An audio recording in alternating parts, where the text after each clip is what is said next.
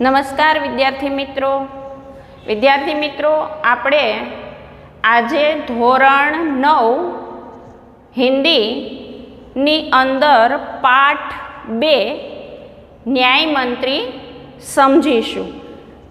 વિદ્યાર્થી મિત્રો, તમને કદાચ એવું લાગશે કે આજે મેં કેમ પહેલાં ગુજરાતીમાં શરૂઆત કરી, તો એ એટલા માટે કરી કે મને એવું થયું કે લાવ થોડું અલગ કરીએ। રોજ તો આપણે હિન્દીમાં શરૂઆત કરીએ છીએ, તો ક્યારેક આપણી માતૃભાષાને પણ આપણે સમજીએ। તો એટલા માટે આજે આપણે હિન્દીનો પાઠ 2 ધોરણ 9માં ન્યાય મંત્રી છે એ સમજવાનો છે। તો એ પાઠના લેખક છે શ્રી સુદર્શન। પણ એ સમજતા પહેલાં આપણે થોડો લેખકનો પરિચય અને પાઠનો સારાંશ પણ સમજી લઈએ। એ થોડું હિન્દીમાં સમજાવીશ અને જ્યાં જરૂર લાગશે ત્યાં હવેથી હું તમને થોડું ગુજરાતીમાં પણ કહેતી જઈશ, કારણ કે મેં પહેલી કવિતા આપણી જે છે આરાધના એ તમને પૂરી હિન્દીમાં સમજાવી છે। પણ પાઠમાં આજે મને એવું લાગે છે કે થોડું આપણે પરિવર્તન કરવું છે। તમને પણ નવું ગમે છે ને? રોજ તમને એકનું એક, જેમ આપણને જમવાનું ભાવતું નથી એમ એકનું એક આપણને ભણવાનું પણ ગમતું નથી। તો થોડું પરિવર્તન કરીએ। જ્યાં આપણને જરૂર લાગશે ત્યાં આપણે થોડા ગુજરાતી શબ્દોમાં પણ સમજતા જઈશું। તો પહેલાં આપણે આજે હવે સૌથી પહેલું જે કામ છે એ છે આપણે લેખકનો પરિચય સમજશું। તો हमारा गद्य 2 जिसके लेखक हैं सुदर्शन, और हमारा गद्य जो है उसका नाम है न्याय मंत्री। तो पहले लेखक का परिचय। सुदर्शन जी का मूल नाम बद्रीनाथ शर्मा था और उन्होंने बचपन से ही कहानियाँ जो थी वो लिखना शुरू कर दिया था।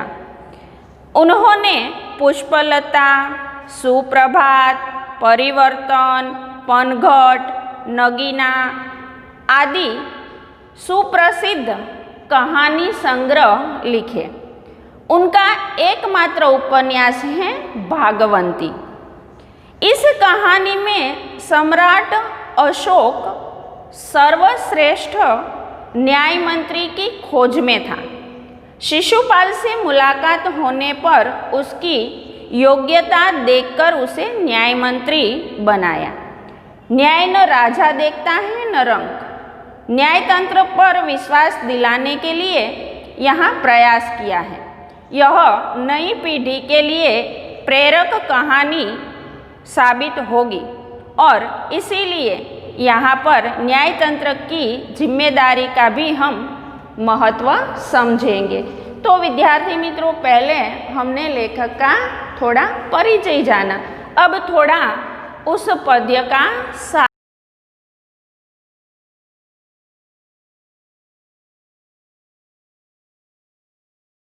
अशोक। सम्राट अशोक का नाम तो आपने सुना ही है। तो सम्राट अपने राज्य में एक न्याय मंत्री की खोज में निकलते हैं। एक दिन संध्या के समय में घूमने के लिए निकलते हैं और आकर एक घर का दरवाजा खटखटाते हैं। भीतर से कोई पूछता है कौन है, तो कहता है मैं एक परदेसी हूँ और आज शाम हो गई है तो मैं आपके घर में रात गुजारना चाहता हूँ। तो उस घर के मालिक ने हंसते हुए दरवाज़ा खोला। उस घर का मालिक कौन था? उस घर का मालिक था एक मंत्री, जिसे वो न्याय मंत्री बनाने जा रहे थे और उसका नाम था शिशुपाल। तो शिशुपाल ने घर का दरवाज़ा खोल दिया और मेहमान की आगता सागता की और बाद में दोनों शाम को रात को बैठे तो देश की आज की जो परिस्थिति है नगर की, उसके ऊपर चर्चा करने लगे। परदेशी है, परदेशी कौन था? परदेशी था सम्राट अशोक, जिसने दूसरा वेश लेकर अपनी पहचान छुपाकर अतिथि के रूप में यहाँ पर क्या किया था? यहाँ पर वो शिशुपाल के घर आए थे पहचान छुपाकर, ताकि किसी को ये पता न चले कि ये सम्राट अशोक हैं। तो वो अपनी पहचान छुपाकर शिशुपाल के घर पर आए हुए थे। तो शिशुपाल ने कहा कि आजकल हमारे राज्य में जो है वो न्यायतंत्र सही नहीं है। सभी जगह जहाँ भी देखो अशांति आदि फैला हुआ है। चारों ओर न्यायतंत्र नाम की कोई चीज़ हमारे राज्य में दिखती ही नहीं है। तो वो परदेशी कहते हैं कि ये बात तो सही है, लेकिन ऐसा कौन व्यक्ति होगा जो ये सभी बातें सही तरह से कर सके? तो शिशुपाल कहता है कि यदि मुझे मौका मिले तो मैं करके दिखा सकता हूँ। तो परदेशी कहता है ये तो कहने के लिए तो सुगम है, लेकिन करके दिखाना बहुत ही मुश्किल है। तो शिशुपाल कहता है कि नहीं, यदि मुझे अवसर मिले तो डंका बजा करके दिखा दूंगा। तो कहता है कि क्या आपको अवसर चाहिए? कहता है हाँ, अवसर चाहिए। इस प्रकार से दोनों के बीच चर्चा होती है। फिर वो मुसाफिर तो सुबह उठकर विदा लेकर शिशुपाल से चले गए। 2-3 दिन ऐसे ही गुजर जाते हैं। एक दिन राजा के राज्य से कुछ सैनिक आते हैं और कहते हैं कि आपको बुला रहे हैं महाराज। तो बेचारे शिशुपाल का हृदय तो जोर जोर से धड़कने लगा कि क्या होगा, क्या उस अतिथि ने कुछ कह दिया होगा, क्या हुआ होगा, मैंने कोई गलती कर दी क्या, मुझसे कोई भूल हो गई। बेचारा डरने लगा। उन डर के कारण उनकी हालत तो बहुत बुरी हो गई।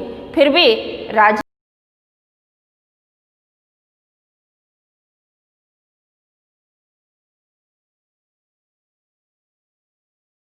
दरबार में वो गया, वहां जाकर देखता है, क्या देखता है कि जो उनके घर अतिथि बनकर आया है वही व्यक्ति सिंहासन पर बैठा हुआ है। तो उनका कलेजा तो जोर जोर से धड़कने लगा।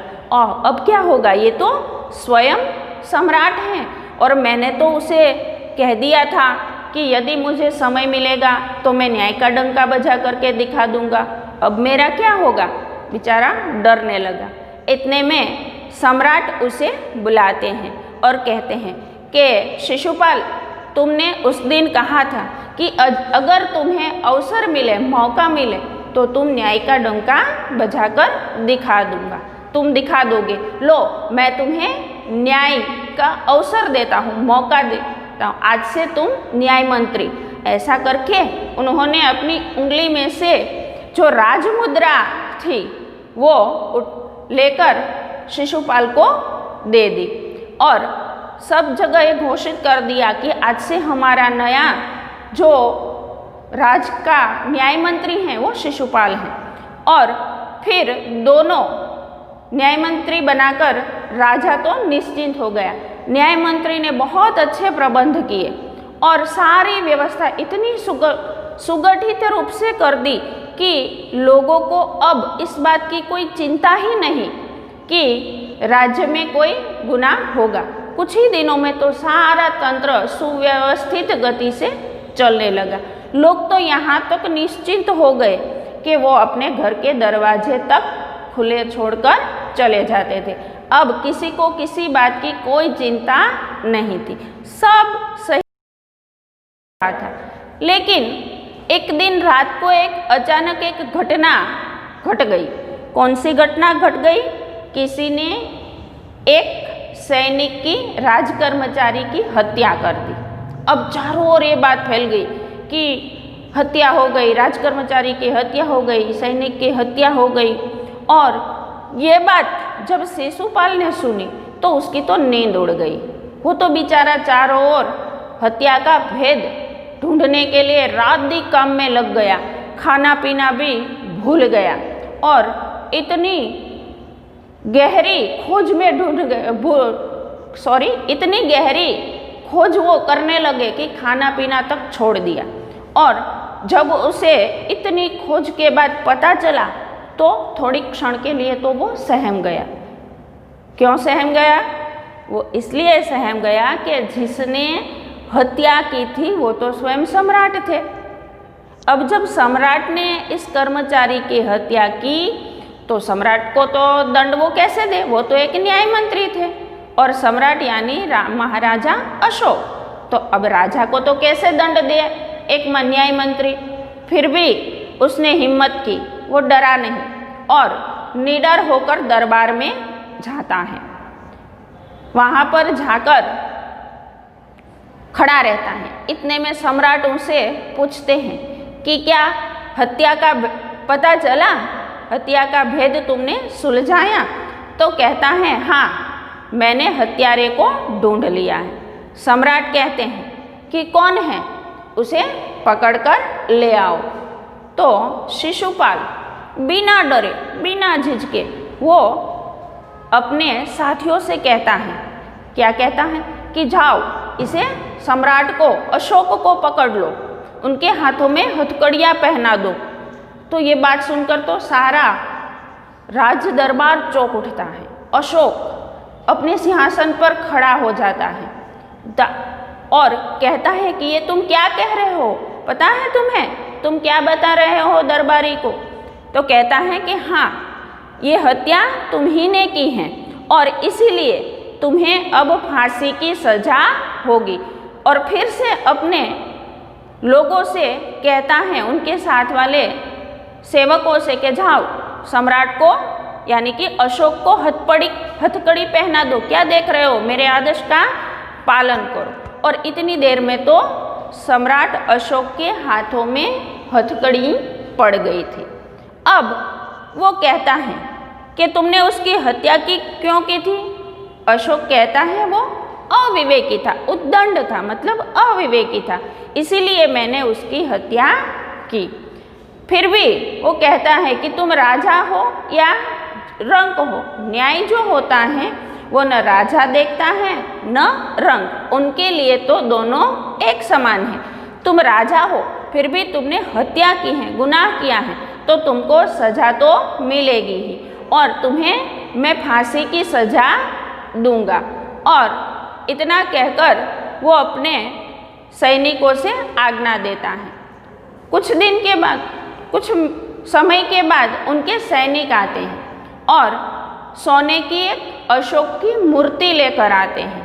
फिर न्याय मंत्री दरबार में खड़ा होकर सबको संबोधित करते हुए कहता है कि सुनिए, यहाँ पर जितने भी लोग हैं, मैं उनसे एक बात कहना चाहता हूँ कि मैंने जो खोजा हत्या का भेद, उनमें हत्या तो सम्राट ने ही की है, वो गुनहगार हैं और उसे भी फांसी की सजा ही मिलेगी।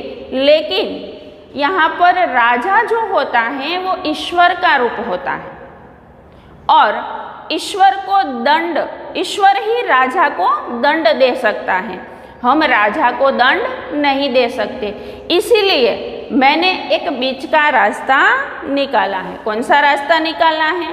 तो वो कहता है कि मैंने राजा की एक सोने की मूर्ति बनवाई है और अब हम इस सोने की मूर्ति को फांसी पर लटकाएंगे, ताकि फांसी पर जो सोने की मूर्ति लटकी है वो राजा की ही है, तो राजा को दंड भी मिलेगा और प्रजा का भी कोई बुरी बात नहीं होगी। राजा को हम चेतावनी देकर, सम्राट को हम चेतावनी देकर इस बार छोड़ देंगे कि अगर आपने ऐसी गलती दोबारा की तो आपको हम सजा देंगे सही में। और उसके बाद वो क्या करता है कि सम्राट की जो प्रतिमा थी सोने की, उसे फांसी पर लटका देता है और चारों ओर न्याय मंत्री की जय जयकार होने लगती है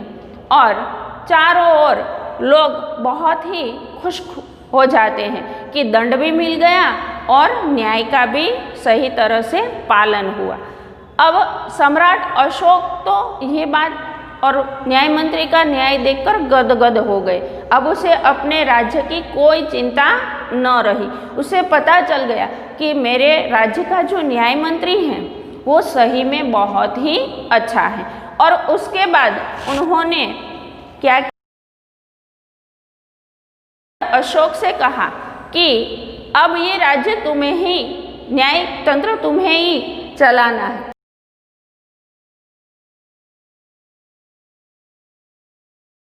मैं आपको राजमुद्रा वापस देने आया हूँ। लेकिन सम्राट अशोक जो हैं वो शिशुपाल को बहुत ही भारपूर्वक यही कार्यभार संभालने के लिए कहते हैं और तब वो मान जाता है। और इसी प्रकार से यहाँ पर न्याय तंत्र की जीत होती है। तो अब हम इस गद्य को समझेंगे। जो संध्या का समय था, चारों ओर अंधकार फैल चुका था। ऐसे में किसी ने बाहर से घर का दरवाजा खटखटाया। संध्या का समय था, मतलब शाम का वक्त था। चारों ओर अंधेरा फैल गया था और ऐसे में कोई आकर एक घर का दरवाजा जो है वो खटखटाता है। अंदर से पूछते हैं, घर का मालिक कौन है? ब्राह्मण शिशुपाल ने थोड़ा सा दरवाजा खोलते हुए पूछा। तो ब्राह्मण शिशुपाल जिसका घर था वो व्यक्ति थोड़ा दरवाजा खोलते हैं और फिर पूछते हैं कि कौन है? एक परदेशी बाहर से आवाज आई। मित्रों, यहाँ पर परदेशी जो शब्द हैं ये विरुद्धार्थी शब्द के रूप में परीक्षा में पूछा जाता है और उसका विरुद्धार्थी शब्द है स्वदेशी। परदेशी मतलब उनका विरुद्धार्थ स्वदेशी। तो कहता है कि मैं एक परदेशी हूँ, बाहर से आवाज आई, क्या मुझे रात काटने के लिए स्थान मिल जाएगा? कौन पूछता है? परदेशी पूछता है। किससे पूछता है? ब्राह्मण शिशुपाल से। क्या पूछता है? कि मुझे आपके घर में आज की एक रात काटने का जो स्थान है, जगह है, वो क्या मिलेगी? जैसे ही शिशुपाल ने दरवाजा खोला, उसके सामने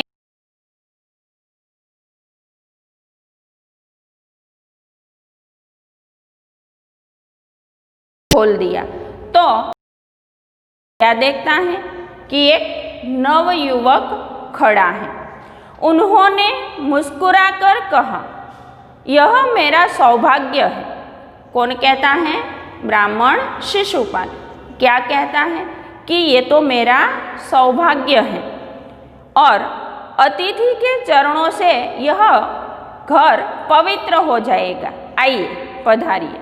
अतिथि, यहाँ पर अतिथि शब्द जो हैं वो शब्द समूह के लिए एक शब्द में भी पूछा जाता है। जिसकी आने की तिथि निश्चित न हो उसे क्या कहते हैं? अतिथि। तो और उसका पर्यायवाची शब्द भी पूछा जाता है। जैसे यहाँ पर अतिथि, तो अतिथि का पर्याय शब्द हैं यानी कि समानार्थी हैं मेहमान। तो विद्यार्थी मित्रों, जो यहाँ से मैं आपको कह रही हूँ वो भी आपको पुस्तक में लिखते जाना है और जब आपको स्वाध्याय लिखना होगा तो स्वाध्याय में भी ऐसे जो शब्द होंगे, समानार्थी, विरुद्धार्थी, मुहावरा, शब्द समूह के लिए एक शब्द, कर्तृवाचक संज्ञा, विशेषण, भाववाचक संज्ञा, तो उनको भी आपको एक एक करके यहाँ पर लिखते जाना है ताकि आप इसमें जोड़ सके। और अच्छी तरह से स्वाध्याय में लिख भी सके। तो यहाँ पर पहला है अतिथि, तो ये समानार्थी, अतिथि का समानार्थी है मेहमान। तो कहता है कि मेहमान के घर आने से मेरा घर तो पवित्र हो जाएगा। पवित्र का विरुद्धार्थी शब्द है अपवित्र, पवित्र का विरुद्धार्थी शब्द है अपवित्र। तो कहते हैं कि मेरा घर तो आपके आने से पवित्र हो जाएगा, आइए पधारिए। अतिथि को लेकर शिशुपाल घर में गए और उनका आदर सत्कार किया। फिर उस अतिथि मेहमान को लेकर शिशुपाल जो हैं वो घर में गए और उस मेहमान का आदर सत्कार भी किया। फिर दोनों उस समय देश की अवस्था पर बातें करने लगे। अब ये दोनों कौन? शिशुपाल और अतिथि। आजकल उनके देश में क्या परिस्थिति है उसके बारे में कुछ चर्चा करने लगे। शिशुपाल ने कहा, आजकल बड़ा अन्याय हो रहा है। कौन कहता है? शिशुपाल। क्या कहता है? कि आजकल हमारे राज्य में अन्याय हो रहा है, परंतु परदेशी इस बात से सहमत न था। लेकिन जो परदेशी था वो शिशुपाल की बात मानने के लिए तैयार नहीं था। वह बोला, दोष निकालना तो सुगम है, परंतु कुछ करके दिखाना कठिन है। तो वो परदेशी कहता है कि लोग जो काम कर रहे हैं उस काम में दोष निकालना, कमी निकालना ये तो सही है, लेकिन आसान है, लेकिन काम करके दिखाना बहुत ही कठिन है। कठिन यानी उनका विरुद्धार्थी शब्द है सरल। आपको परीक्षा में ये भी पूछा जा सकता है। कठिन शब्द का विरुद्धार्थी है सरल। तो शिशुपाल बोले, अवसर मिले तो दिखा दूं कि न्याय किसे कहते हैं। क्या कहते हैं शिशुपाल? कि अगर मुझे अवसर मिले, समय मिले, तक मिले तो मैं ये करके बता सकता हूँ कि न्याय किसे कहे। तो आप अवसर चाहते हैं? कौन पूछते हैं? शिशुपाल। सॉरी, कौन पूछता है? परदेशी। क्या आप अवसर चाहते हैं? हाँ, मैं अवसर चाहता हूँ। फिर कोई अन्याय नहीं होगा? नहीं, बिल्कुल नहीं। कोई अपराधी दंड से न बचेगा?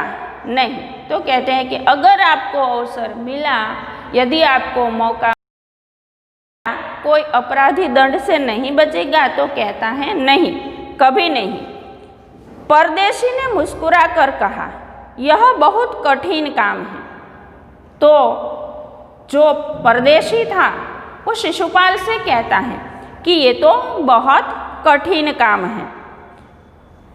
ब्राह्मण के लिए कुछ भी कठिन नहीं है, मैं न्याय का डंका बजाकर दिखा दूंगा।